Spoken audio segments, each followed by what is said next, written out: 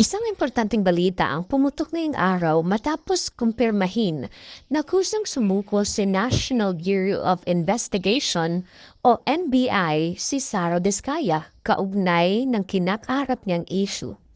Ngayong araw, personal na nagtungo si Diskaya sa tanggapan ng NBI upang harapin ang aligasyong ibinabato laban sa kanya. Ayon sa mga ulat, ang kanyang pagpunta ay voluntaryo at hindi dahil sa pagkakaaresto na nagpapakita ng kanyang kagustuhang dumaan sa tamang proseso ng batas.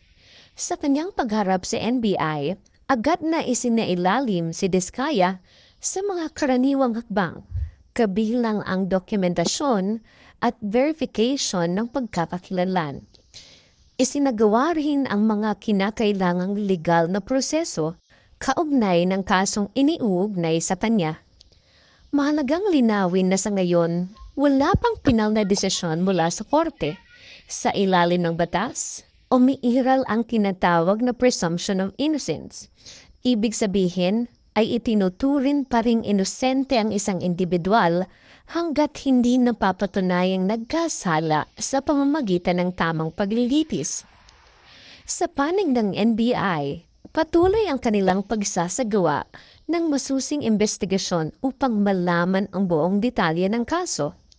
Ayon pa sa mga otoridad, mahalaga ang kooperasyon ng lahat ng sangkot upang maging malinaw ang mga pangyayari. Samantala, mabilis namang umani ng sari-saring reaksyon mula sa publiko ang pagsuko ni Diskaya.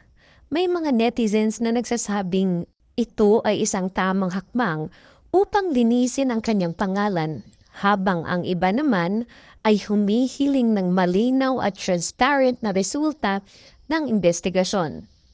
Muling nagpaalala ang mga otoridad sa publiko na maging maingat sa pagpapakalat ng impormasyon, lalo na sa social media.